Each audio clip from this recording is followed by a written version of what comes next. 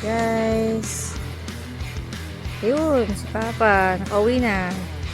From accident motor. Nakapag-jogging na siya. Ano? Kamusta? Ayos lang. Hindi mga 5 kilometers din ako.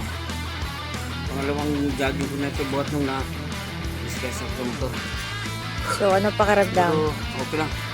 So, takbong ano lang ako, takbong mayaman lang. Pero ang tawag sa akin, takbong api. So, Bakit hindi takbong naman api? takbong mahirap. Ano ba yun? Yung takbong mayaman, yung habang tumatakbo ka may bit-bit ka na aso.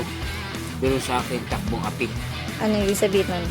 Pero lang naman yung takbo na yun, yung bilis niya. Kaya sinasabing takbong api, walang bit-bit na aso. Anong bit-bit? Kaya siya, walang bit-bit na aso, kaya ang tawag doon, takbong api. Pero mayroon din naman takbong mahirap. Ang takbong mahirap naman, mabilis. Pero hinahabol ng aso. Papatawa pa siya. Mabanat Okay, pa eh. stretching na ako. Thank you. Nakabalik tayo. Okay.